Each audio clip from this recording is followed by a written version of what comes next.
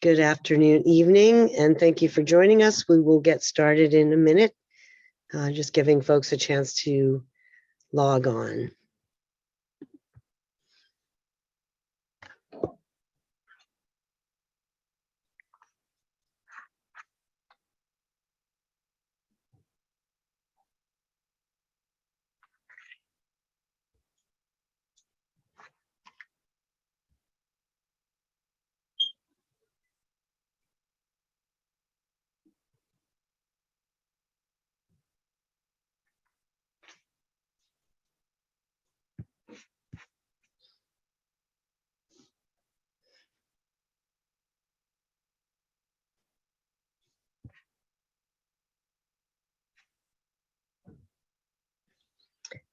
As we're getting ourselves ready to get started, I wanted to let you all know that tonight's program will be available in both English and Spanish. And so if you're going to have to choose your language, you should have on your control panel that little, looks like a globe icon, and you go to that and you choose English or Spanish.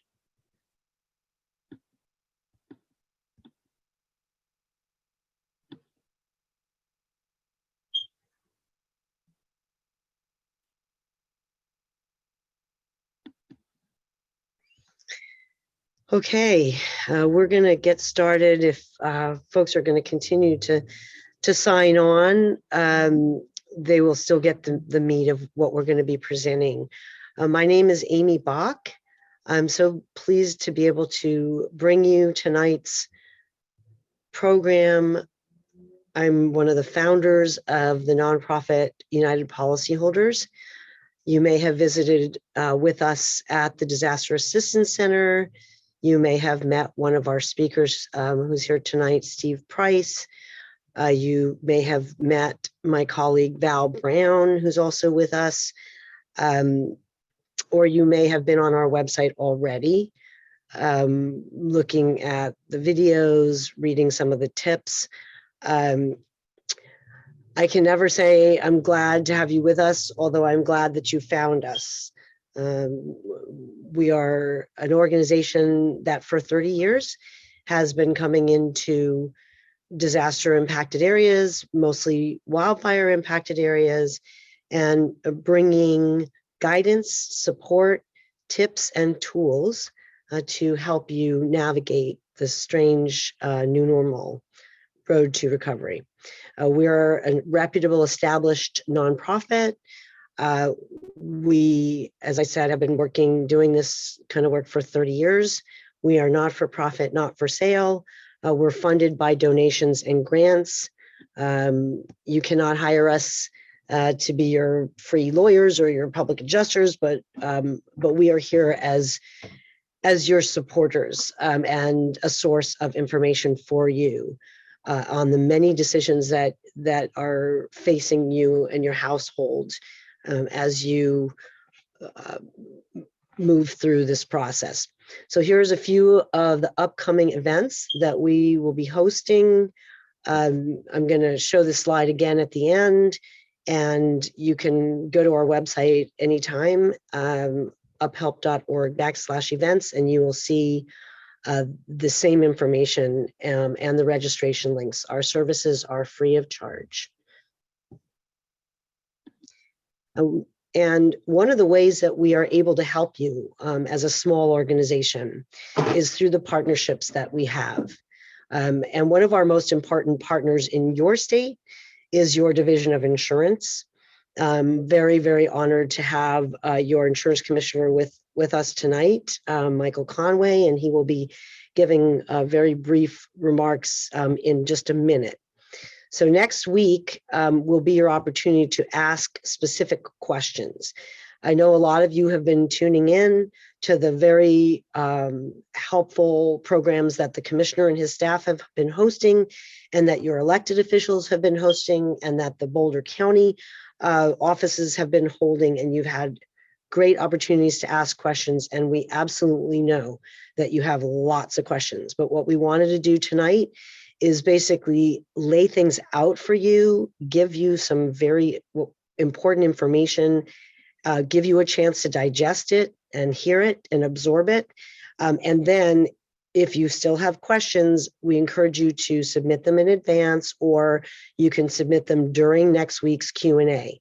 I'm going to have some of the same experts next Wednesday that we have tonight, and you will have an opportunity to get your specific questions asked. But what we want to do tonight, we call it an orientation because we want to get you started on the right foot, as solid a footing as you can through this process. And we know that a lot of you have already gotten a lot of information. So our organization consists of professional staff, myself and my team, our government and nonprofit partners with as I said, the Division of Insurance. We have been working with Boulder County for many years. We tag team with them and some of the previous wildfire recovery operations that we have helped out on in the past. And then our volunteers, some of whom you met at the Disaster Assistance Center, others you will meet if you sign up for our Survivor to Survivor forums. You'll meet some of these folks, and they have a lot of very personalized, homegrown wisdom to share with you, and pearls and nuggets of wisdom for you. We also have a lot of consumer-oriented professionals in our family, and a number of them will be on the Q&A next week helping answer your questions.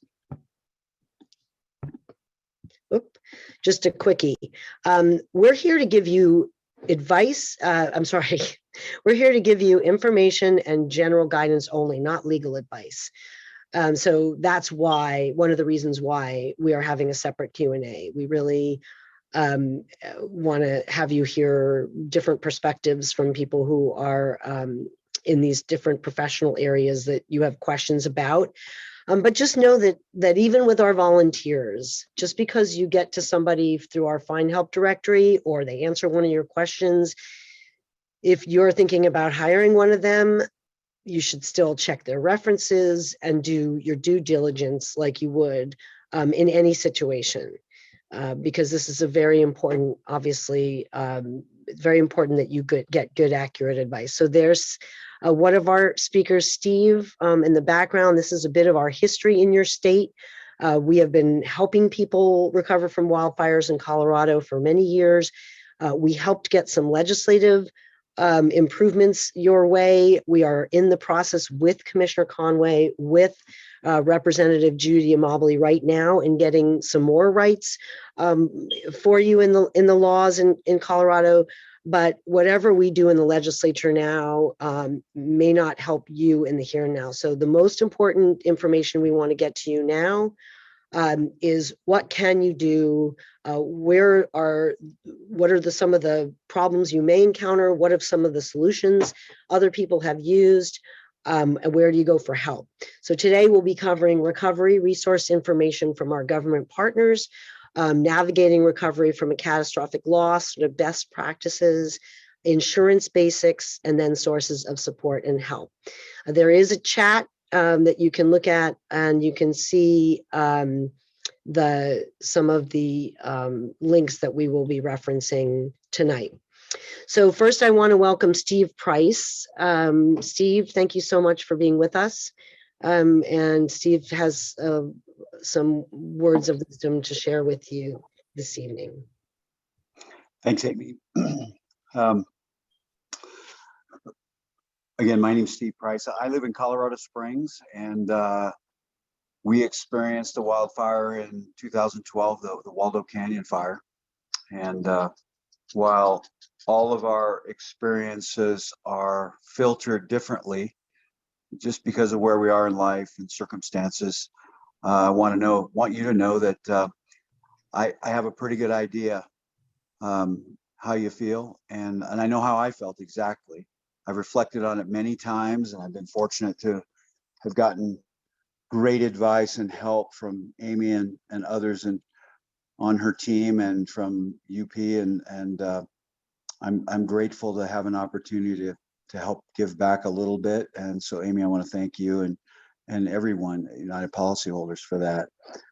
Commissioner Conway, thank you very much for taking time out of your busy schedule. It's obviously a very busy time, and we're grateful for that. Thank you very much. So in our circumstance, I remember the overwhelming sense of kind of dread, obviously fear, that at times was replaced by things like anger and resentment. And an overwhelming sense of loss, and yet there was some gratitude. My family, we all got out. We got a few important things, and for those of you who are still working to sift your homes, I want to tell you that there is a chance that you can get some things. 11 days after our fire, even though the embers were still hot enough to melt our shoes, a couple of my friends came in and helped us, and we actually found my wife's wedding ring intact. And although it was structurally damaged, we were able to shine it up, and we had pictures of it, and we were able to melt it down and rebuild that ring. And my daughter wears it on her hand today after my wife passed away. So it's amazing how rays of hope may come in your life. Maybe they're not there yet, but I want to tell you that there are things along the way that will prove to be those rays of hope. It was a process, and I didn't really know where to start. So fortunately, I've been in the commercial real estate business for 40 years. We've experienced some commercial losses, so I knew a little bit about adjusting a claim. I had a friend who is a mutual friend of United Policyholders, somebody who works in the commercial real estate industry, settling insurance claims. And so he helped shepherd me along the way, introduced me to Amy and some of the folks on her team. And boy, they just were there to wrap their arms around me and give me a little bit of guidance at the time. And I'm one of the guys that I don't like playing between the 20s. I want to make touchdowns. And so I was determined that I was going to get this thing resolved. And I felt like at that time I had some primary goals. I needed to find a place for my family to live. So you got to take care of your family. And that was weighing on me. And I felt like I needed to clean up my lot because we're up on the hillside and I didn't want my backyard to become somebody else's backyard. We had a pretty good sense that we wouldn't rebuild where we were. So I needed to go find a new place and get that process going. And so a lot of those things. And I came to lovingly refer to that as my 1,000,000-point checklist, which can be pretty overwhelming. And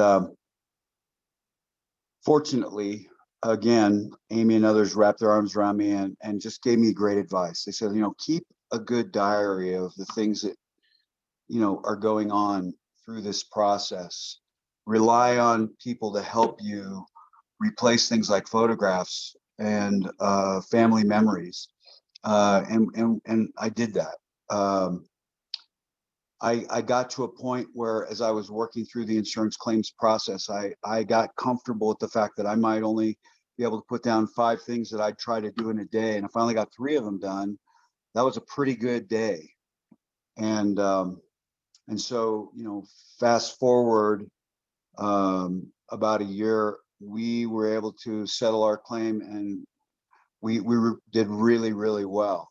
But we took it all the way to the end, where we wanted to try to get every nickel that we thought we could, and we did. And yet I had the bandwidth. I owned my own company and I had permission from my boss to take the time I needed, and yet not everyone has that bandwidth of either the resources, time, or money to devote to what it may take to do all those things. Somewhere along the way, somebody said, "Hey, you need to get your policy." And so I ordered a certified copy of the policy, and they said, "Now you got to read it, and you got to look at what your part is in that process and follow those guidelines." And, it didn't need to be an adversarial relationship with my insurance company, but, they're a for-profit entity, and I had to realize it's a business relationship. And so I had to do my part to be able to fulfill that contract to a point where they could pay us what they owed us. And it worked out. I can tell you that where I really grew as well, not just in the process, because it is a process, and I know you've probably heard it over and over. It's a marathon, not a sprint.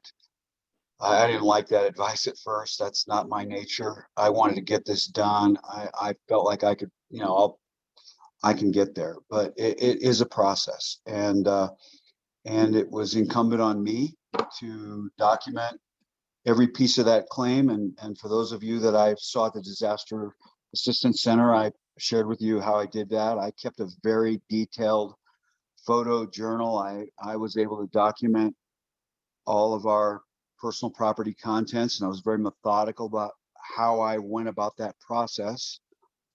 And I gave myself permission to take the time necessary to make sure I didn't leave something off, because if you miss something, you're going to get, I may not get a chance to go back and do that again. So nonetheless, I took my time, and it worked out well for me.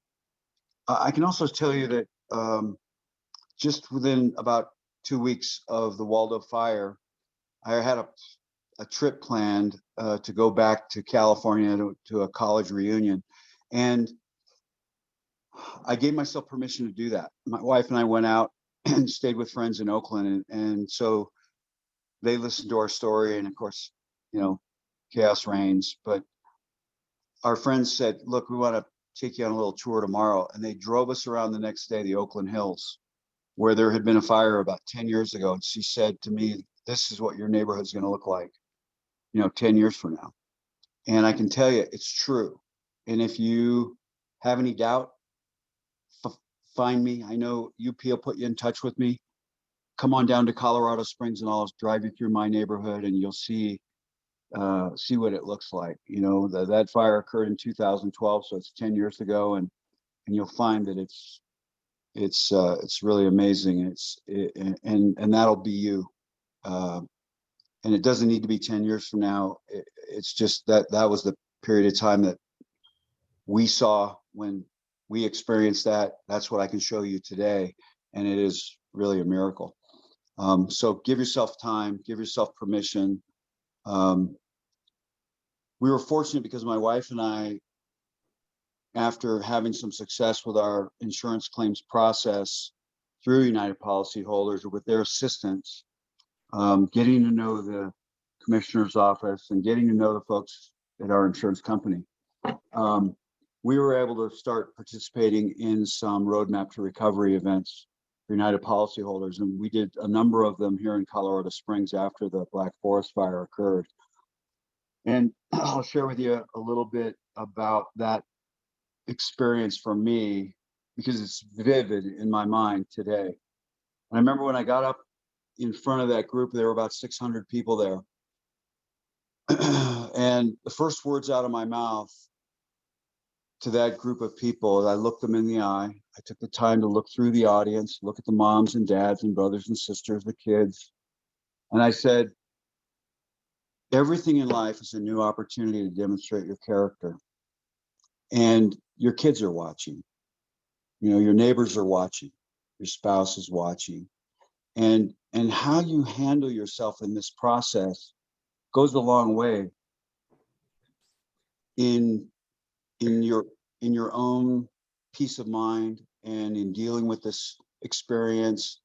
And to put it into words that may be difficult to understand at this point, what I can tell you is that myself, my wife, and my daughter would say exactly the same thing. And that is, we wouldn't wish that experience on our worst enemy, but if we could, we would not turn back the hands of time, because today we know exactly what is important to us. And it really changed our lives, and we turned it into a very positive experience for us. And I think that many of you can do that too. And I'm here to help you. United Policyholders is there to help you. And the amount of resources are amazing. I know that it can be a little bit or very overwhelming because there's so much information. And at this point in time, many of you are only hearing about 1 out of every 10 words I say. So give yourself some grace, show some grace to the others around you. Remember that this is a new opportunity to demonstrate your character, and it could be good character or bad, but your kids are watching, your family's watching, and it'll make a big difference in your life. So Amy, if there's anything else you'd like me to cover, I'm happy to do that. But that's kind of what I wanted to talk about. No, thank you, Steve. That's exactly what I wanted you to convey. And just so everyone knows, Steve is one of these people that he impressed everybody with his notebooks. So, he mentioned this keeping a journal, which is one of our fundamental suggestions. And Steve had some amazing notebooks. So, to keep all of his materials organized. And I think, again, inspiring and much appreciated. So thank you, Steve, and thank you for the time you put in at the Assistance Center the week before last. Glad to do it. Okay. So Commissioner Conway, you have been one of the hardest working guys, I'd say, in the biz in recent weeks. And I'm sorry, I'm just trying to advance my slides here. Here we go. You and your team have done a tremendous amount of, you've done your town hall forums, your website is really got a lot of updates. You have been targeting resources to the impacted households, both the homeowners, renters, people who had total losses, people had partial losses, and you've been putting out a lot of bulletins. So thank you so much for being with us. Y'all can read a little bit about the commissioner, but I just kind of wanted to let him get started and give just a few remarks before we move forward with some more meat in the program. Thanks, Amy, and I'll keep it short, folks. You all have heard enough from me already throughout this last really overwhelming month for all of you. So I don't want to make you listen to me more than you ever have to. And now you have to read about me too, which I should have told Amy not to do this. Nobody likes Well, there you go. I can switch a slide if you want. No, Here, it's fine. there we go. So folks, like I said, we've been working, and like Amy said, we've been working hard, but so has Amy, and so have the folks at United Policyholders. And I've truly appreciated their commitment to you all and also their partnership with us at the Division of Insurance. And I can tell you it's going to continue to be a partnership for the foreseeable future as we kind of move into the recovery stage from this catastrophe. We've been working hard at the division, and as Amy said, but it's been mostly the team at the Division of Insurance. So I thank them every chance I get an opportunity to do that, and I'm going to do that again tonight. Those folks have been working honestly pretty much nonstop through last weekend in order to help answer your questions, in order to be there for you, just as a sounding board if you needed a sounding board, and to kind of comfort you as much as they can. But one of the reasons why I think United Policyholders is such a key on the partnership front is because of that survivor to survivor aspect that you just heard from Steve. That was moving, Steve. And I know you've been through a lot. I know the folks in your community went through a ton. It's hard to believe that was 10 years ago, but it was almost 10 years ago. And the value that I think you all will be able to get from listening and kind of just having folks like Steve on your side to listen to the issues that you're struggling with, because Steve can answer those questions from a real lived experience standpoint. And people like Steve that the folks at United Policyholders are going to be able to connect you with will be able to answer those questions and give you their kind of lived experience, which is truly invaluable. We're going to be there with you at the Division of Insurance for the next, honestly, years as we go through this recovery process. There's a lot of work going on behind the scenes as we sit here right now. Amy touched on the legislation that Representative Amable is working on. We're helping her work through some issues on that front, but there's more discussions and there's more happening behind the scenes that hopefully we'll be able to share with you all as especially as the legislative session moves forward over the next 5 months. But you've got us behind you. You've got us in your corner. If you run into issues, or candidly, when you run into issues with your insurance company, please come and find us. And our information, I'm not going to, oh, there's our information now up on the screen. You can reach out to either email us, give us a call at that phone number. The team will be extremely responsive to everything that you all need. We're going to continue to have the town halls that we've been conducting. We're going to give it a little bit of a break over the next couple of weeks, just as United Policyholders kind of gets their town halls and the legislative leaders and a couple other fronts get town halls up and running. But I want you to keep an eye out for the town halls that we're going to be having too. One of the key points that's come out of our town halls, which was really kind of an unintended impact from our town halls, but it's I suppose it should have been an expected impact. The insurance companies are on too, and the insurance companies are listening very, very closely to everything that you all say. So when folks come on and they complain about a particular insurance company, every single, at least from my understanding from the conversations that I've had with the companies, every single one of you has gotten a phone call the very next day from that insurance company that you complained about to address the issues that you all were struggling with.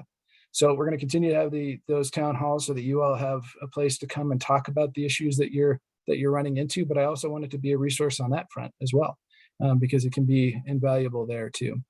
But folks, really, I can't tell you how appreciative I am of Amy and the people at United Policyholders. They've been a huge help. I've known Amy for years now. We work together at what's called the National Association of Insurance Commissioners, which is really just as boring as it sounds the majority of the time, but you get to meet people like Amy, which is incredibly helpful. So folks, like I said, I'm not going to belabor you with too much from our end. There's some of the bulletins and emergency regulations that we've put out so far. There will be more coming from us on that front. We just need to try and see what the most acute issues are that are out there that we can address with our current regulatory authority. And then we'll work towards closing any holes that we have going forward too at the legislature. So with that, Amy, I will kick it back to you. Thank you very much for giving me a few minutes tonight. I really appreciate it.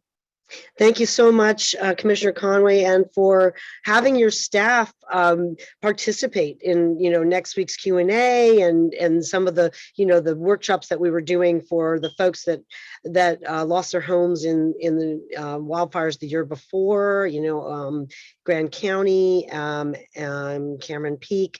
So it's a powerful security net under all of you, that you have this state official who the insurance companies really have to listen to, and he's really got your back, but he's also very pragmatic, and he's working. He and his staff are really working already very hard on some of the issues that have already come up. So thanks again, Commissioner Conway. So these slides will be available after tonight and on our website. So don't worry about taking notes. Really what we're here to really our goal tonight is to orient you.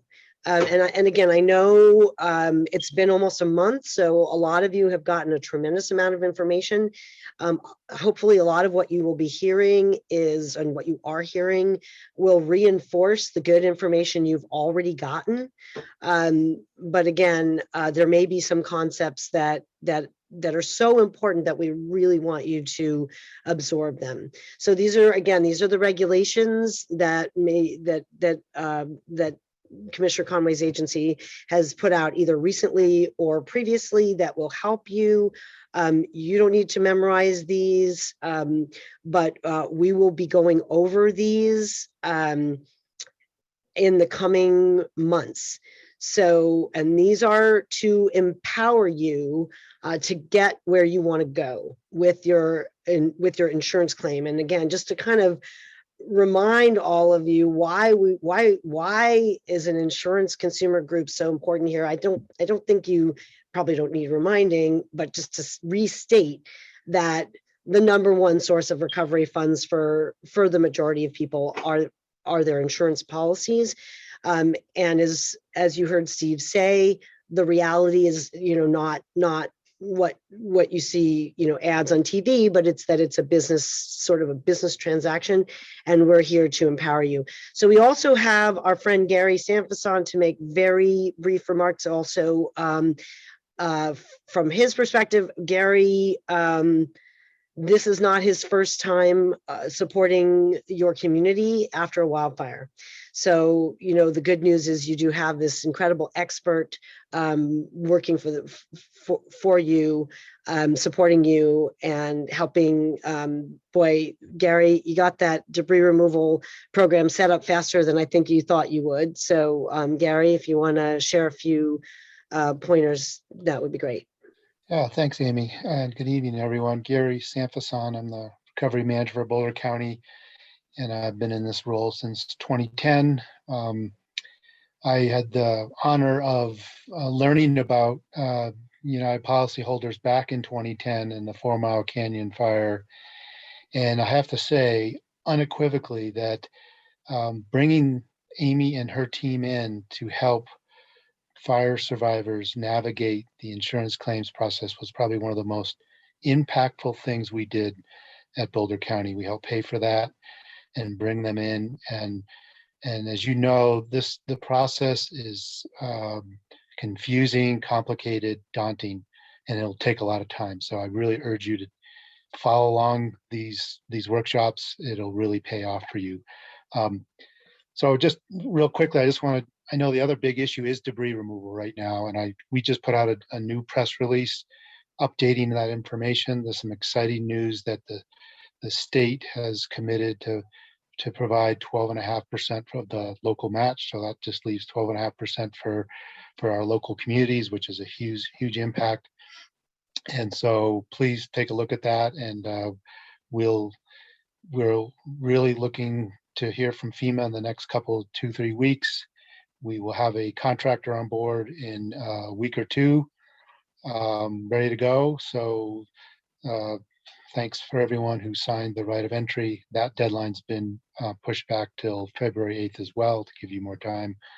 So happy to answer any questions with my contact information. Thanks for having me. Thank you so much, Gary. And then we have Megan Davis from the city of Louisville. Thank you so much for being with us, Megan. Just got to get you. There you go. Thanks, Amy. Good evening, everyone. Thanks so much for including the city of Louisville. It's really nice to be here this evening to see all the supports that are available for our community members. And we're really grateful to United Policyholders for all the work that you're doing on behalf of our community members to support their needs around insurance, because it's obviously one of the top issues that that we continue to hear about. So also to Commissioner Conway, just couldn't be more grateful for all of the connections you're making with our community and the supports that you're providing and the responsiveness. So thanks to everyone. Really happy to be here with Gary, and I know Superior they weren't able to attend, but they're obviously very connected with us as well. And just want to let everybody know, we're here to support our residents and to work together with the other communities impacted so that we can rebuild as safely and as quickly as possible. And we want all of our residents to come home to Louisville, and we look forward to that time and to working together to make that happen. I just want to share some of the resources that we have available and make sure people are connecting to the information that they need. Our website, the louisvilleco.gov/Marshall Fire, is a great place to get a huge array of resources and to get connected with some of the other services that are out there. So kind of a one-stop shop for connecting with places like United Policyholders and Division of Insurance and other resources that we might not provide. We also have a lot of updated information through the link there about our building and permitting processes. And we know that's on everybody's minds as they think about their next steps. So that will get you connected with information about what those processes look like. And we have kind of a roadmap outlining what does that mean? What does that mean for you as you start to think about that? And we're always available to provide more information and help you understand any of those questions that might come up along the way. We're doing regular community meetings around some of these issues. For example, yesterday and today, We had some meetings about debris removal, in particular for those who are planning to do that on their own, and giving some more information about what that would look like, as well as the rebuilding information about kind of the permitting and rebuilding process. We'll continue to do those on a regular basis so that you can get very specific and we hope relevant information about kind of what's next in this as we navigate this long process together. I also want to just let you know we send out regular news blasts, both kind of community wide. You can link to you can sign up for those news blasts on the website. And we also have are compiling a list of all of the residents who have experienced loss or damage in the Marshall Fire. And that way we can connect directly and send out emails directly to information that's relevant to you. If you feel like you're not getting that information, please send us an email at marshallfire@louisvilleco.gov. That's on the slide there. And we will make sure that we have that. And so you can get those very specific emails about these meetings, about the most up-to-date information about debris removal, when different phases are starting, how that might impact your particular neighborhood, that kind of thing. And then I want to just say that, you know, we still want to provide some of our basic services that our library is open. Please come, bring your family, you know, come continue to be a part of the community as you're able to. And our rec center is open. We're offering punch cards with free punch card passes for all families in the community, individuals who want to come. And, you know, if you want to come and just take care of yourself and take your kids swimming, we want you to be able to still participate. So do reach out if other things or if other issues or questions come up, and we are here to support you. And then I just want to take a minute to introduce Peter Gibbons. He's on the call as well. He is our new recovery manager. And so he is going to just say a couple words about helping us work through our recovery planning for the long term. Thanks, Megan, and good evening, everyone. My name is Peter Gibbons. I'm the disaster recovery manager for the city of Louisville. Before the fires, I was Longmont's recovery manager for the 2013 floods, and I'm here to help with the fire recovery here in what is actually my first hometown. So our current actions on the recovery efforts really center on supporting residents to rebuild as safely and as quickly as we can. We're working with FEMA, State of Colorado, and Boulder County to establish key recovery resources for moving forward, including debris removal, erosion prevention, and making sure the area is safe and ready for the next stages of recovery. We're building and have an extensive network of collaborations in place to weave together resources and steps to allow us to build back methodically and completely. And in the spirit of keeping this brief, I'm glad to be here, and I'm glad to serve our community through this recovery. Thank you so much, Peter and Megan. Really appreciate you being on and sharing info. And the town of Superior, you know, again, your public officials have been working overtime since the fire, and they weren't able to be with us in person, but they gave us this slide, and I believe there will be somebody from the town participating next week in our Q&A. So I want to get to the orientation, and we're going to get through these main points with as little detail as possible. We want to draw the picture, right? The big picture.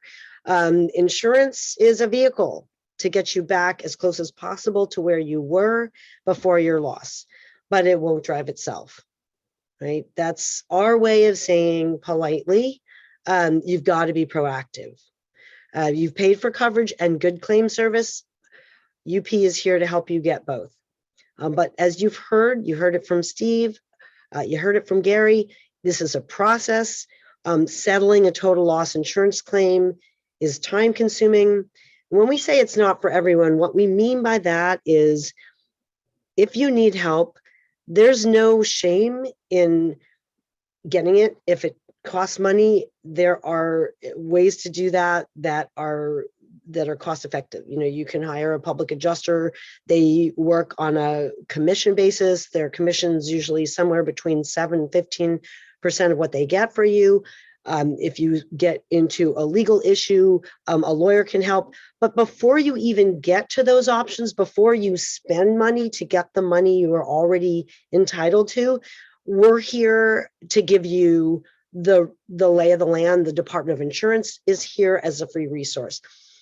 No problem if you've already hired professional help. That's okay. It's some people, you have kids or you have any kind of challenges in your life, or you just can't deal.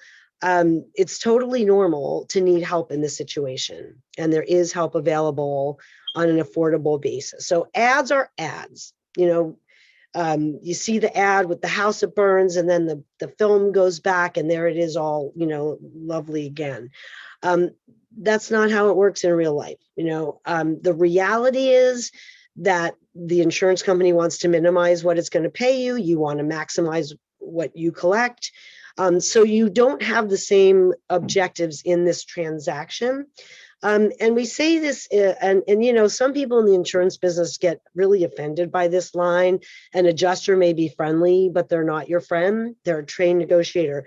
But we continue to say this because it's really important. The adjuster that you're working with, and chances are the one you're working with now won't be the same one you'll be working with down the road a lot of times.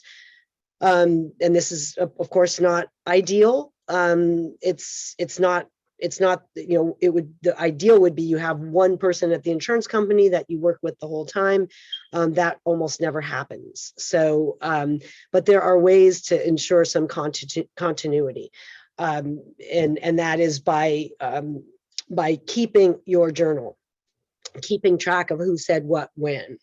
And then also knowing how to go up the chain at your insurance company. So couple of words of wisdom that really just have proven true over the last 30 years.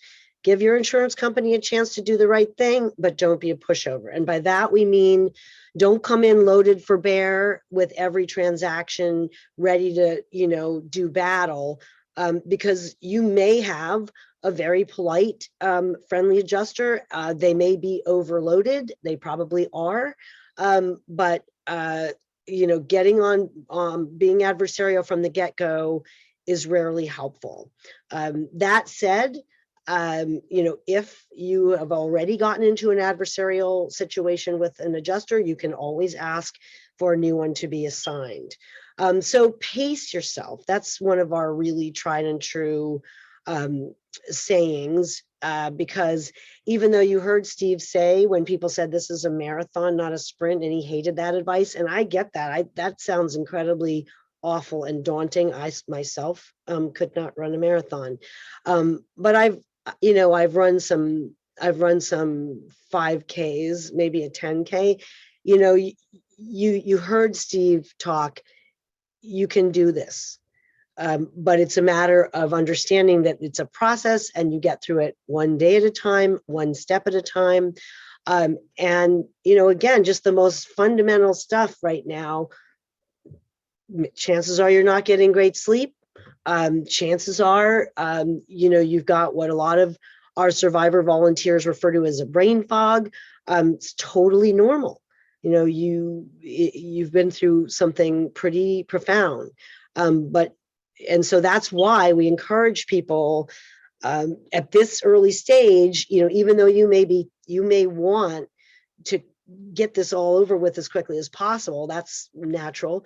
You also want to give yourself some time to really make these major decisions, such as, do I want to rebuild? Do I want to deal with that? Do I want to stay in this community? Do I want to move? Do I want to build a house? Do I want to buy a house somewhere else? These are just decisions that usually take a little while to make. And you have time, especially when it comes to insurance, time is on your side in the sense that the longer a claim stays open, typically the more money the claimant recovers. So even if you feel pressure to make these decisions, you really do have time. And we really encourage you to try very hard to pace yourself. There's that advice that you might not like to hear. because it does take time to calculate a large or total loss. So if your adjuster is pressuring you and has cut you a check and it may seem like a lot of money, it may not be the full amount you're entitled to, and so we encourage you to really breathe. Rebuilding or buying a replacement home, a lot of people feel like I'm going to be the first one rebuilt on my block.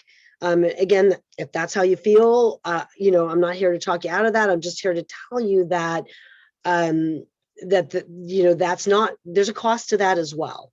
And you just want to really make sure that the decisions that you're making now, you've really thought them through.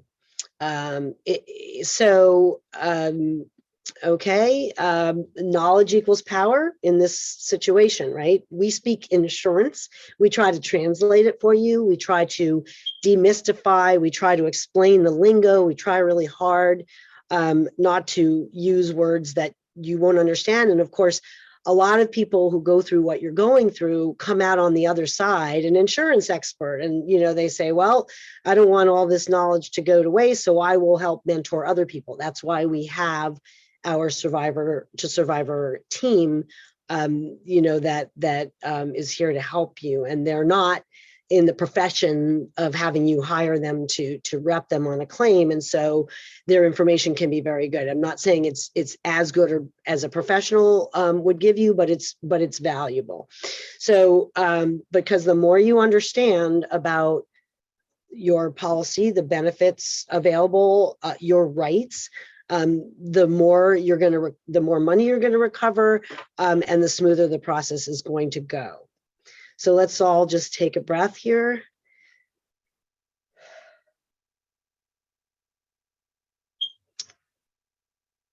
And maybe relax our shoulders. And remember, everything I'm telling you is on our website. The slides from tonight will be on our website. This is the Roadmap to Recovery library landing page. These are the sections that we have divided our guidance into, right? After looking at this process, after going through this process with so many people, we broke it down into these steps, the sort of essential pieces, right? And we try to give you the information, not all at once, but in manageable bites. Right. So that's why we start with taking it in and getting started, arranging temporary housing, getting organized. Those are some of those first step things that can really get you on the right track.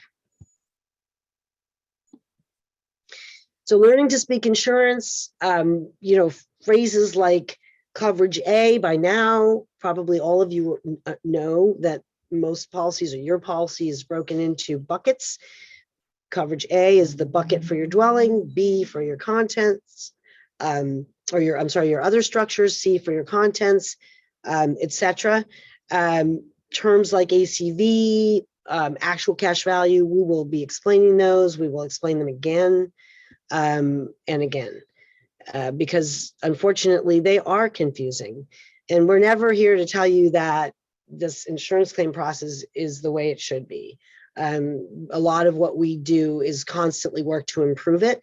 But here you are the way it is now. So our tips are really oriented to the way things are in the here and now, not the way we want them to be. All right. So of course you want to know how much insurance you have by now. I'm sure almost every one of you feels like you have a pretty good idea. However, we will be doing our next webinar will be on how to read and understand your policy, making sure that you have found every bucket, and some of them are buried in the policy language. You're trying to figure out whether you have enough insurance to replace the home you had. If you're like 2/3 of people who lose their homes in wildfires, you probably don't have enough to replace the home you had at today's prices, considering demand surge, COVID, supply chain problems, etc. But there are ways to deal with that. And we will be laying a lot of those out for you in the coming months and year ahead. So these decisions that are facing you now, if you're underinsured, what are your options? We encourage you just to be thinking about them, but not making them yet. Okay. There's a few things, if you have a mortgage, we do encourage you to avoid paying that off prematurely. You don't have to. It doesn't accelerate your obligation to your lender, and not paying it off, just keeping with your regular mortgage schedule, is going to make it so that you have the full amount of your insurance funds available to you. Should you expect a fight with your insurance company? No. Despite our name and despite what you may have been hearing, some claims go smoothly from beginning to end, and we hope yours does. But when large dollars are at stake, disputes often arise. So getting informed will help you. And as you heard from the commissioner, he is in conversations with insurance companies now every day, putting as much pressure as he can on them to be as flexible as possible with all of you and to help solve your problems, so that you don't have to get mired in disputes. So how do you speak up? You present your requests clearly and in writing. You explain what you need, when you need it, and why you're entitled to it. You keep a claim journal so that you don't have to try to remember things in your overloaded brain, right? You've written it down. And any notebook will do. It doesn't have to be, just any notebook that is convenient for you to carry around with you so that you can keep it up. And then you heard Steve say, one of the first things he did was to request a certified copy of his policy. That just means that the insurance company states in writing, this is the current complete policy. But whatever policy they've given you, that should be the complete and current. But we recommend you ask for a certified copy and you make a copy. So you have one that you don't write on and one that you do write on. So you can take notes right on there. I'm sorry. We have samples of letters on our website that you can use and customize to be a good communicator with your insurance company. The letter requesting the complete copy, the etc. Okay. Paper trails, essential.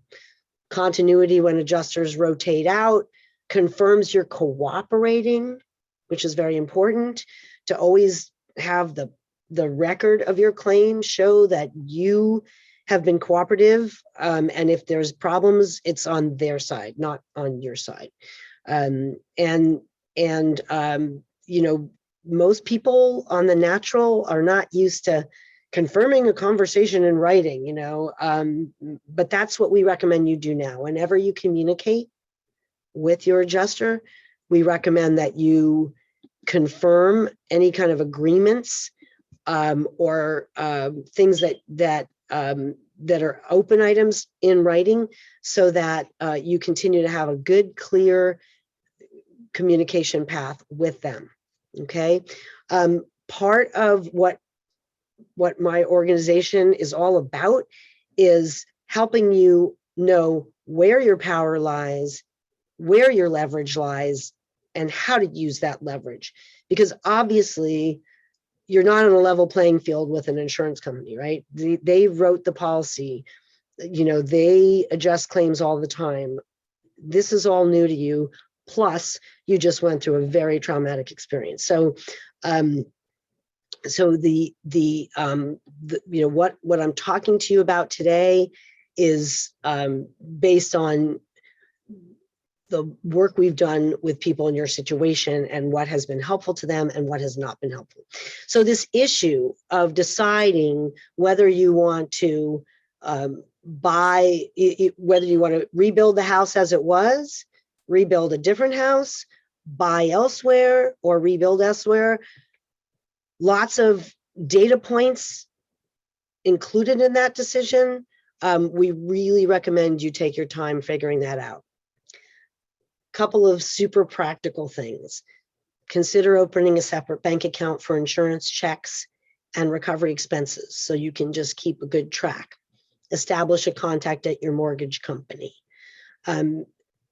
You've probably, if you've gotten checks, which I hope you have, from your insurance company by now, if they are for the dwelling or other structures portion of those buckets of coverage, they likely, if you have a mortgage, they have your lender's name, and you probably know this by now. You need to get the mortgage company to sign off on those checks before you can negotiate them, before you can deposit them. So if you're having trouble finding somebody at the mortgage company, that's where you can contact Commissioner Conway's office for help. But the mortgage company's name should not be on any checks for your contents, your ALE, your trees, landscaping, etc. This is a sample of one of the free tools we offer on our website. This was created by a survivor who donated it to us. He modified an Excel spreadsheet to create this insurance accounting tool that he used to keep track of the payouts that he got from his insurer. This is a link to a very useful website related to your mortgage situation. You'll find information on here. Fannie Mae is one of our partners, one of our government partners. If you want to know about your forbearance options, if you're having trouble keeping current on your mortgage, go to this website, take a look at what they have. They have guidance. They share our view that paying off or paying down your mortgage is not something you should do automatically. That's something you should only do after really thinking it through and even getting professional advice if you need it. So let's do one more deep breath.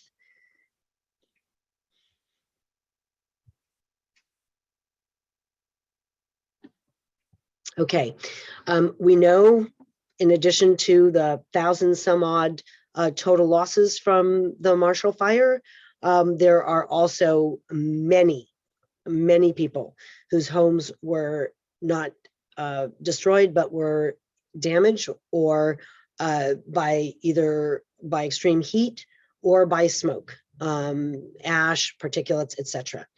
There's already been, as you all may know, a forum, an excellent town hall that the Division of Insurance hosted last week that we participated in. There is some excellent information on the United Policyholders website for people who have had partial losses. We have publications. Our smoke restoration guide is a great one. We have 2 experts on our team. You may already have heard about Carrie Waite. She's a Colorado resident. She lost her home, her home was damaged also in the Waldo Canyon fire, along with Steve. And she has really dived into understanding a lot about indoor air quality, health considerations related to partial losses, and she will be helping answer questions at next week's Q&A. We also have on our team a certified smoke remediation expert, Sandy Watts. She will also be helping answer questions. So on that, our website is a great resource, and we will be offering programs down the road to supplement what you'll already find on our website. We've got quite a few webinars that we previously taught about to educate you about VOCs and particulates and all that, and best practices. But the bottom line, if you are somebody who has a standing home, a partial loss, really try not to move back in until somebody who really knows what they're talking about has given you assurances that the air quality is safe for you to inhabit. And Commissioner Conway's team is very aware that some insurers are pressuring some people to move back prematurely and threatening to cut off their benefits for, and I promised I wouldn't use too much lingo, ALE, additional living expense, that bucket of coverage that covers your expenses that you're incurring because you lost the use of your home. Some insurers call it loss of use, some call it temporary rent, some call it ALE, additional living expense, some call it fair market value. So on this one, on this point, this is one of those, you really gotta be proactive in advocating for the health and safety of your family and also your property. You want to make sure it gets cleaned properly. And that's not just about it being healthy. It's also about it being restored as close as possible to its pre-loss condition. Persistence pays. Don't take no for an answer when your gut tells you otherwise about whether your home has been properly inspected, tested, swabbed, and by somebody who is either a qualified industrial hygienist or has the certification to be able to make an informed judgment about that. Not somebody, not an adjuster who is just doesn't have the proper certifications, right? So Boulder County and the health department has a list of local qualified industrial hygienists and experts. If they're all too busy to help you, we will be additionally beating the bushes for other resources from out of the area that may be able to help. So let's just do some basic review of your policy. As I said, we will be offering coming up a more in-depth webinar on really digging into that policy to know and make sure you're not missing any buckets of extra coverage that may be hiding in the fine print. So this is a depth page, declarations page. You can see those buckets there, A, B, C, D. And then you see below those really important, that list below is super important, right? Because those are the details of your policy, right? So this example, this person had extended coverage. Like, why insurers can't all use the same terminology, I don't know. But some of them will talk about an extended coverage endorsement. This one is talking about a limited home replacement cost endorsement. Again, it can be very hard for a regular person to read an insurance policy. It's hard for judges. I'm a lawyer. It's hard for me. It's hard for the written, in some ways intentionally, with inside terminology, and it shouldn't be that way, but that's how it is, right? We're here to deal with the here and now as it is, not the way we want it to be. All right, so figuring out these buckets and then these extras, whether or not you have them, very important. Also the building code upgrade coverage, very important.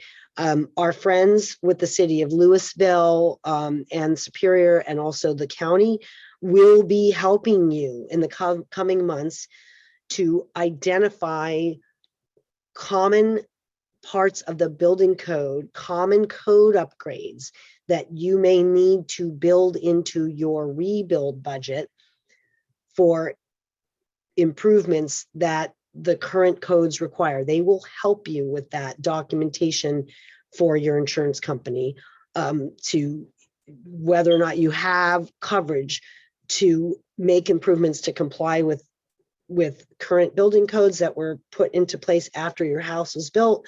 We will be a source of that information, and so will these local government agencies. So we've talked about the biggies in the policy. Excuse me. I've got the heat blasting at me here. Not as cold here as it is where y'all are, but it's still cold. Dwelling, other structures, we talked about whether you have these extended provisions, debris removal, also a biggie, code upgrade coverage, whether you have that or not. And most policies have a small adjustment for inflation that increases your limits by a certain amount. Calculating, excuse me, your max limits, that's, I'm guessing a lot of you, if not all of you, have already been working on that. And this is some of the math that is involved in doing those calculations, right? Very much depends on what your policy language is. Here's a suggestion for, much like the accounting spreadsheet, we recommend that once you've done that math, you've done that work, and done those calculations yourself, great to get some second opinions from professionals if they're volunteering. So like we're working on putting together an event where you'll be able to get somebody to look at your policy, a professional, a public adjuster, or somebody, a lawyer who has expertise in reading policies. But for now, do your best, take your best shot at it, and then put it on some sort of a chart like this, so you kind of know what you've got to work with. That first check that you, I'm sure most or all of you have gotten for your dwelling, think of it as a starting point, not the last word. Very often when people are underinsured, their insurer will throw a check at them for the stated limit, and it may seem like a lot of money, but it may not be the full amount you're entitled to. And in a lot of cases, it's below what a contractor is telling you it's going to cost. And so again, just think of that first check as a starting point. A lot of you may have already started to get frustrated with the way that insurers dole out the benefits. A lot of people feel like everything, and it makes sense. It's very logical. We agree. Everything you have is gone. They should max you out from the get-go. That's just not how they do it. They have been doing it their way for a very long time. It's typically they will give you an actual cash value payment. And then once it's been established that you have either replaced an item or that you have made progress in replacing that item, then they will dole out more of the benefits. Now, there's no absolutes in this situation.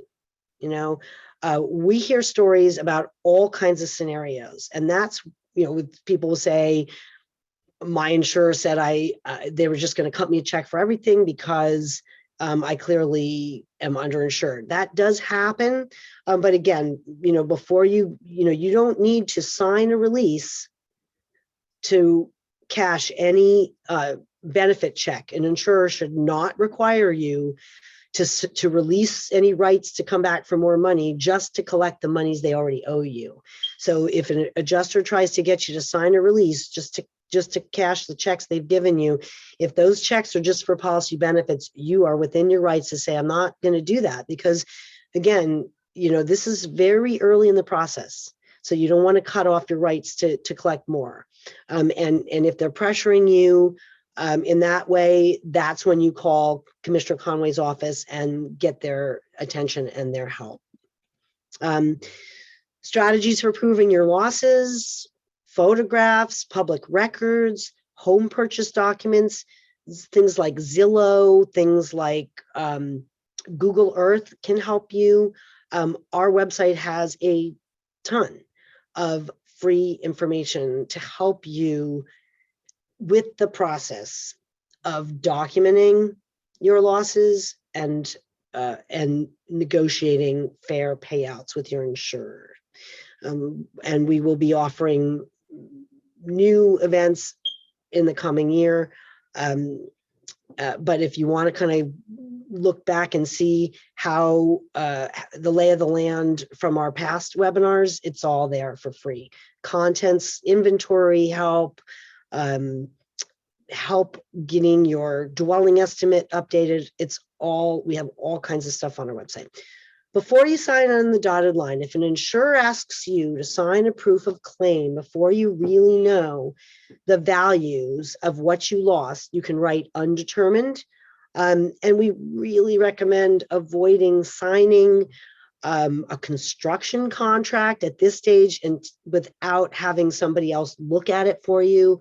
Our volunteers are very, feel really strongly that having an attorney look at your contract with a builder before you sign it is a great practice, a best practice. And we know when you feel like there's all this competition to hire the good people that you don't want to delay. But again, when there's this much money on the line and the quality of your life and your ability to restore the quality of your life, be cautious here. People come in from out of the area after disasters and try to take advantage of folks. And, even the local folks, if they get overwhelmed and they take on too much work, that can become your problem. So you want to avoid those things by taking your time, doing your diligence, checking references, reading the contracts, having somebody else help you read them before you commit to a major deal, right? So we've already gone over this. ALE, additional living expense. This is that bucket of coverage for those expenses that you're incurring because you cannot live in your home, right?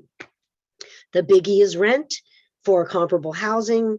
And then things like laundry, if your temporary rental doesn't have a washer dryer or pet board, temporary pet boarding, your mortgage payments aren't covered because you had those expenses before, right? This is just the additional expenses that you are incurring, okay? There's a lot of information about your rights related to this bucket of coverage in those bulletins that the Department of Insurance put out that I referenced earlier, and on our website. Okay, so just a brief mention, because so many people find themselves in a position where they can't find temporary housing to their liking close to where their home was. Creativity is an okay approach. Some people have negotiated with their insurer to buy a tiny home and put it on their property, or a very nice RV or a fifth wheel.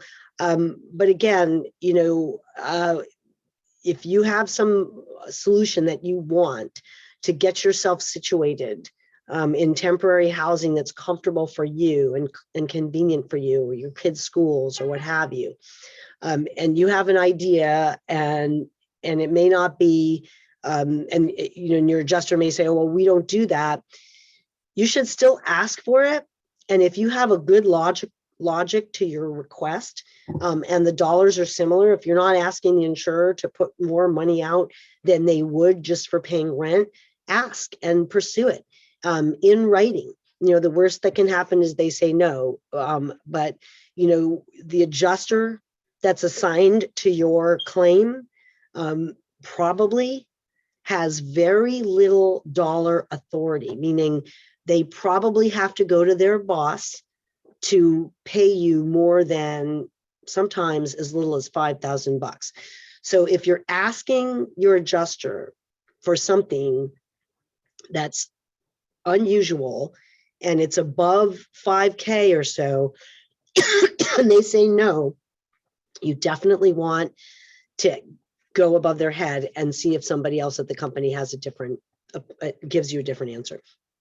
Debris removal, there's lots of information now that's still kind of coming out about The coordinated program, the county in previous events we've participated in, of course, the county has reminded you, you do have the right to have your debris removed privately, but it has been our experience, especially in recent years, that local governments are getting better, and so is FEMA, at coordinating to get wildfire debris removed safely and quickly and less expensively than you might be able to do on your own. So again, it's a decision. I know some people who don't want to wait are saying, I'm just going to go for it. But if you do, you really do need to know how much coverage you have in your policy, and then do your diligence in who you hire to do that work, and make sure they have the right licensure and all that. Who's responsible for it? Primarily the property owner, but as you know, the county is working very hard to give you a group solution. This is just some of the language you may see in your policy to figure out how much coverage you have, right? The sample, they don't state a dollar amount for debris removal. They make it a percentage of your coverage A. And again, I may be telling you things a lot of you already know, but these are just important pieces to lay out, right? So in both of these examples, it's going to be a percentage of what you've got on your dwelling, either a percentage of it or a percentage above it. Other structures, typically your farm, your barn, your detached garage, retaining walls, walkways, etc. California passed a law last year that gives you the right to combine your A and B towards the cost of putting your house back. Again, it's because so many people come up short on their and don't have enough insurance. Not the law yet in Colorado, but again, because it's already the law in another state, a big state where there's been a lot of wildfire claims, insurers already know how to do this and they can do it. And even though they're not legally required to do it in your state, you absolutely can ask them to do it, and are certainly entitled to get due consideration. Same thing with other structures, figuring out how much money is available to you. In a lot of policies, it's going to be a percentage of your dwelling. In some policies, it's going to be a set dollar amount. And these are just some examples of how your policy may refer to these barns, outbuildings, garages. They may call them separate structures. They may call them dwelling extensions. Personal property. This is the biggie that is one of those mind benders where you, again, the logic, everything's gone. I paid a premium for a certain amount of coverage. Why isn't my insurance company cutting me a check for the full amount of my contents benefits? Well, the answer is they could, and we know historically from time to time they have, but they choose not to. And the contract does give them the right. That's the contract they wrote, and it does give them the right to make you inventory, to make you itemize. Our organization and the commissioner are working very hard to convince insurers from this fire that they should relax the itemization requirement. They should pay people. Obviously, you know, Colorado law gave you that 30% advance. So you got that. Hopefully you have gotten it. 30% of your contents coverage, they should already have advanced that to you, or they should have told you they're going to. But we, of course, want you to get your 100%.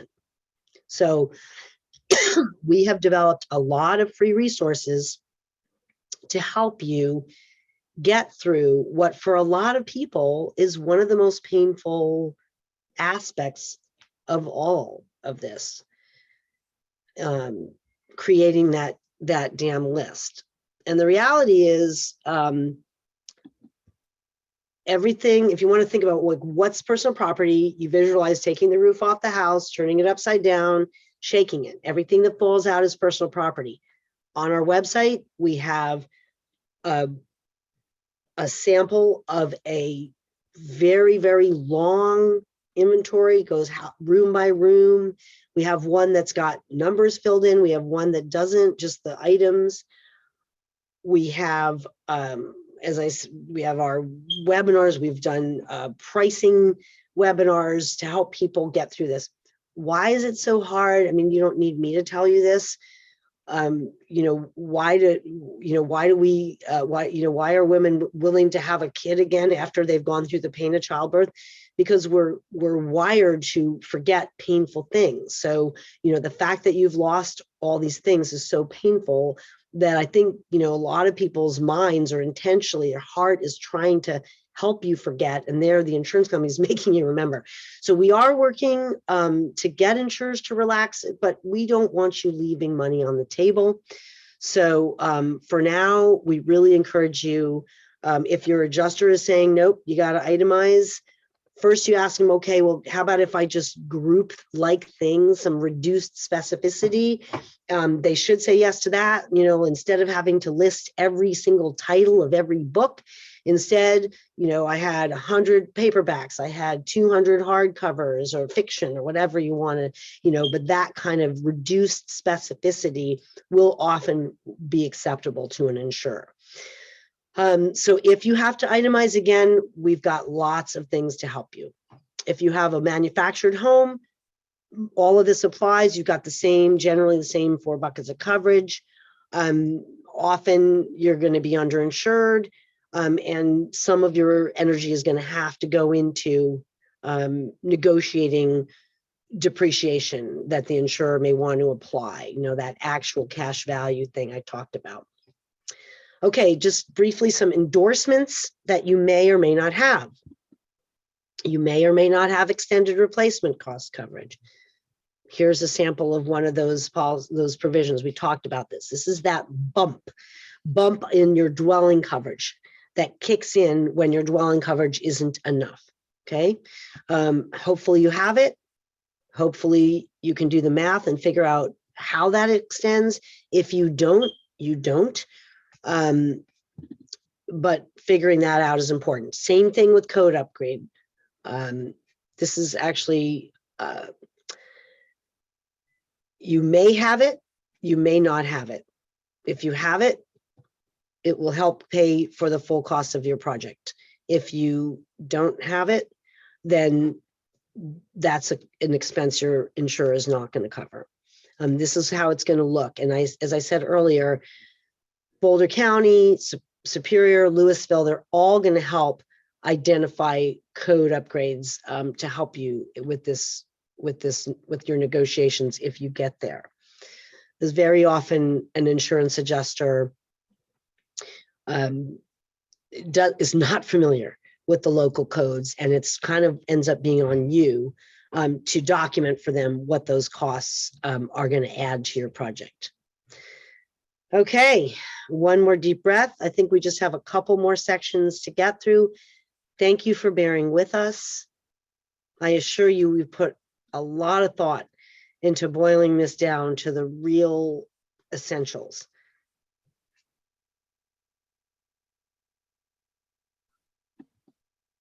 What are some of the common issues that you may encounter that people have already maybe told you about? Fair evaluation of your losses. A lot of people feel like they get lowballed in the process. Not everybody. Again, hopefully you get lucky, you have a nice adjuster, they give you a fair estimate, but in a lot of cases, people have a dispute because insurance companies today are using a computer program called Xactimate to calculate the replacement cost of your home. But computers don't rebuild houses. construction professionals build houses.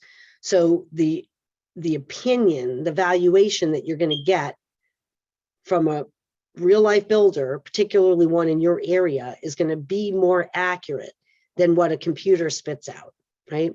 But 9 times out of 10, the offer that your adjuster is going to give you on your dwelling is going to be based on exactament.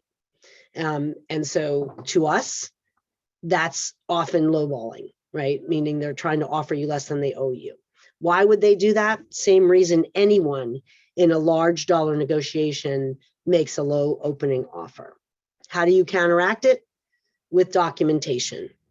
We will be offering a webinar just on that topic down the road. But again, if you don't want to wait, you can go on our website and you can type in scoop on scope and you'll see all the information. A scope of loss is different from an estimate. We use that terminology because that's how insurers look at it. A scope is quantities of things, qualities of things. Estimate is pricing, right? So quantities, qualities, how many square footage of living space? What kind of flooring did you have? What quality? Was it wood? What quality? What kind of wood? What quality of countertops? How many square feet of carpeting? What was the quality of the carpeting? All those things, that's the scope. Sizes, materials, quality, right? Again, we will be going into this in more detail in the months ahead, but there's lots of content on our website on this if you want to get ahead. A lot of you may be going, okay, now I have a headache, another headache. This is a lot, and I know it's a lot. We wanted to lay it out for you so you have this orientation, you can come back to it. If this is all too much, you can hire a public adjuster. There's some very good Colorado public adjusters. You can find some of them in our Find Help directory. Again, though, before you go giving up some of your benefits to a professional, and there's nothing wrong with that, give a try to do it yourself, or at least think it through and always get references. Chances are a public adjuster is going to, if they're good, they're going to take it over for you. They're going to do the negotiations. They're going to have those meetings. They're going to deal with these estimates. But a lot of you, if you can do that yourself, then you don't have to pay their fee, but that is your decision. And with some of these things, again, if we have so much technical stuff on our website to help you be your own best advocate, but it's your choice and you have a choice here, right? All right. Valuing your home's replacement cost, one of the most important things you need to do. That's going to be the basis for your dwelling settlement. That's going to be your data point on whether you want to rebuild or buy, and how much of a house if you decide to buy, how much of a house you can afford, how much, because what the risk that the insurer took when they took your money and they said, okay, we're going to take your risk, was to restore the home you had to its pre-loss condition up to the limits in the policy, right? So they're always going to look at, even if you don't want to replace that home exactly the way it was. And frankly, most people don't. Most people who lose a home in a wildfire decide they want to go bigger, smaller, or build somewhere else or buy somewhere else. Very unusual for people to want to go stick for stick, board for board, what they lost. But that cost, that theoretical cost, stick for stick, board for board, the same house you had, that's what the insurer owes you up to the policy limits. Now, that's not to say you can't negotiate. That's a lot of what we talk about. But getting that as was is going to really, really help you with your negotiations and getting through this process. What are some of the sources of help? You have many past and current fellow travelers on the road to wildfire recovery. Some of them will try to make you laugh. Some of them will cry with you. But the ones that are involved with our organization have shown us that they're grounded and that they have information that's worth you hearing.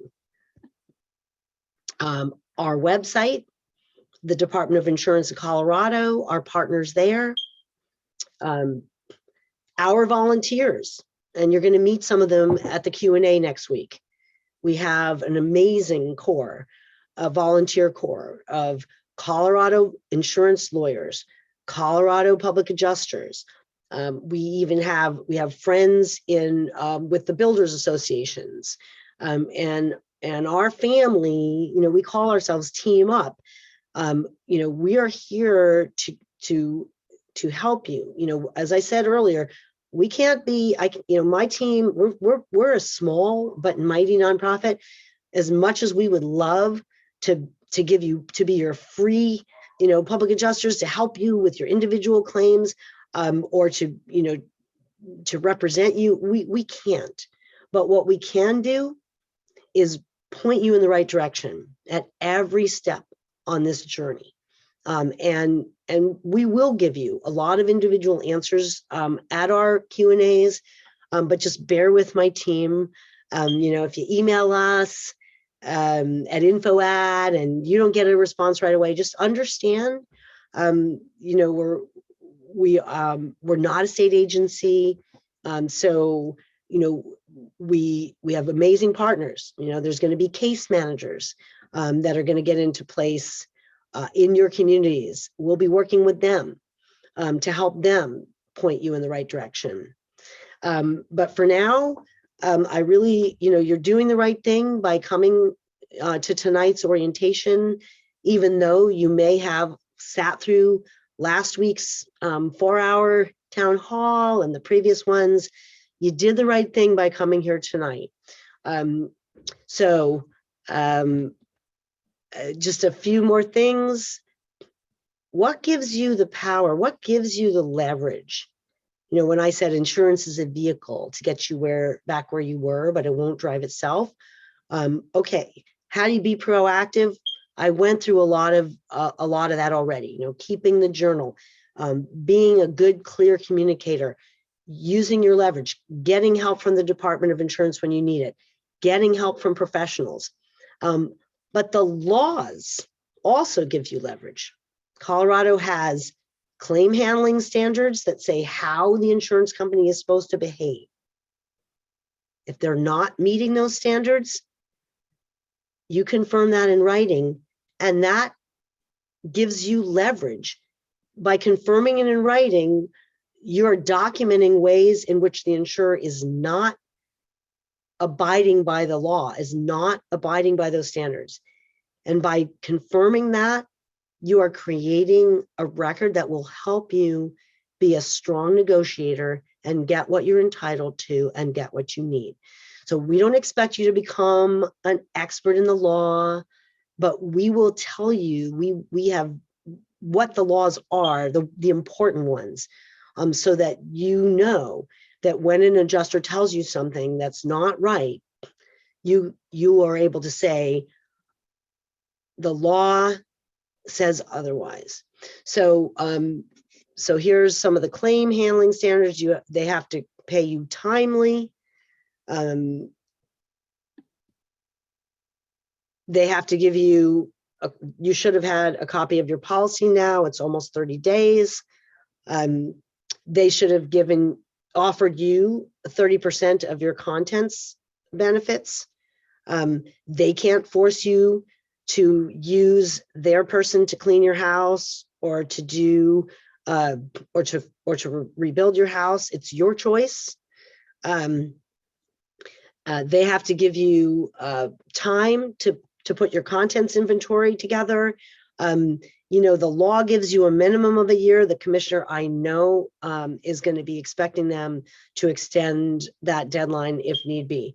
So again, if your adjuster's pressuring you now, you can document that in writing. Adjuster is pressuring me, and say, right, and confirm back to them, please stop pressuring me.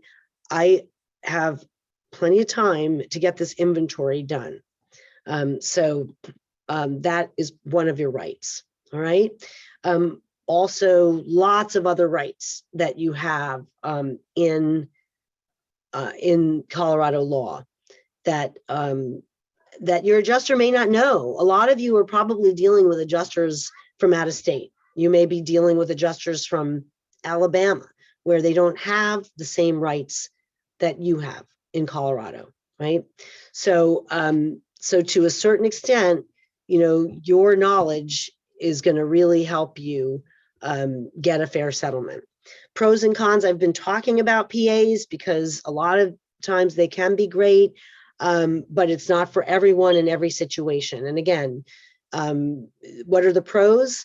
A diligent one can take the weight off your shoulders by fully documenting your claim and negotiating a higher settlement than you might be able to get on your own. What are the cons? An overloaded, you know, somebody who takes on too many claims or an unethical PA can aggravate problems. They can further delay your claim or even, you know, give your insurance company excuses, you know, to drag things out.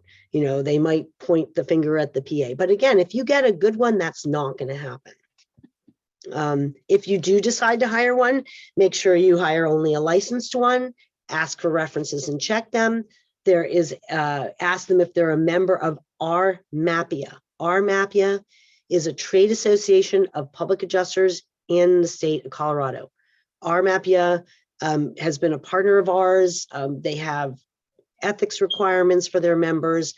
So that's a good sign. If the PA says they're a member of RMAPIA, that's a check in the pro column.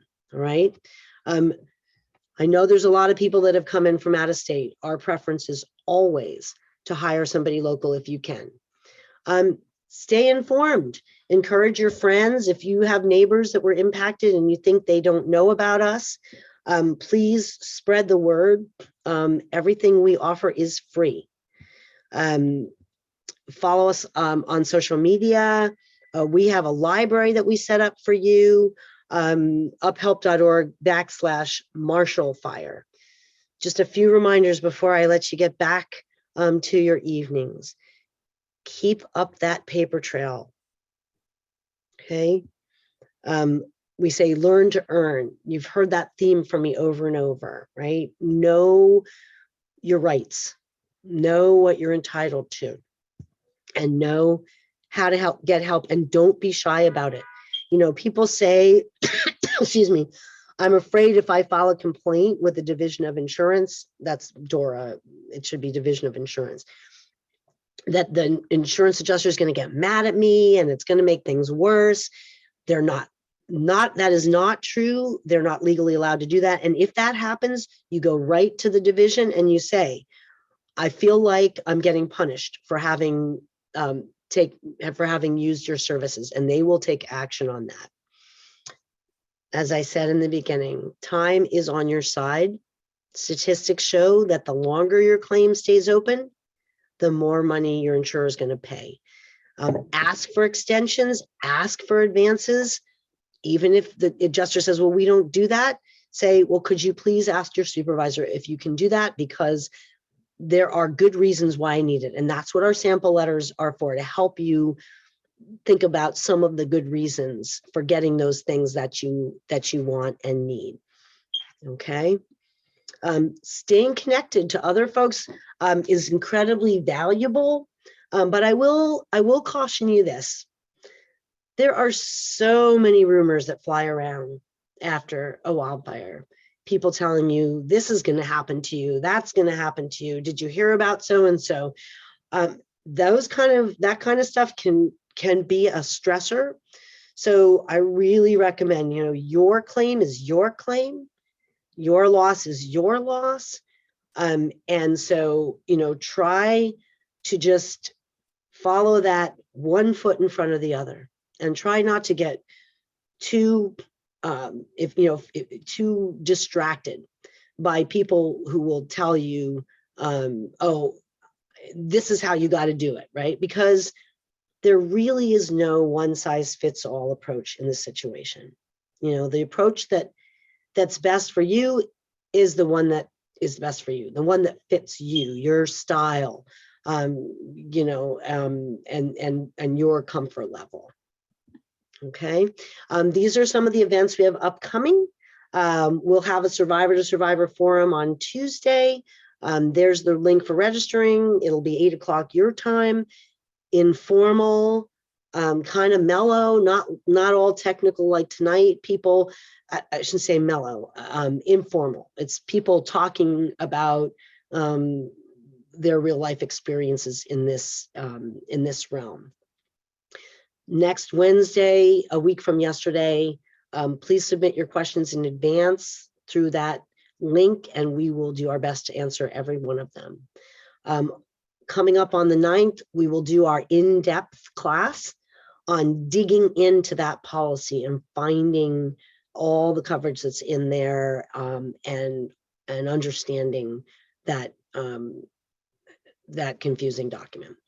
So those are some of the things we've got coming up. Everything we offer is free of charge. Again, here's the link to submit your questions for next week's webinar and to register for next week's webinar. We will have, as I said, we will have 2 public adjusters, 2 lawyers. We'll have folks from the Division of Insurance. We will have UP's staff all there to help answer your questions. Here's your library that we set up for you. We are adding things to it all the time, so visit it regularly. I want to thank the Community Foundation of Boulder County.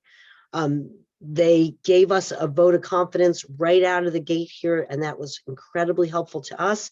We knew we wanted to be there for your community, and you know, our volunteers were ready to go, and the Community Foundation really made it possible for us to commit that we can be here for you through the long-term recovery. You know, we're not one of these entities that comes in for a month and then disappears. We are a long-term recovery resource for you. We are rooting for you, and we wish you every bit of good sleep, good health, and good luck with your decision making. And I so appreciate your time tonight, and look forward to seeing you on some of our future programs. I want to thank our translators. I want to thank my team, Val Brown, Eva Nguyen, Carolyn Winter, Carrie Waite, and everyone who helped put together tonight's program, Steve Price, just a really important person to me. So thank you all, and have a reasonably pleasant rest of your evening. Signing off from United Policyholders. Good evening.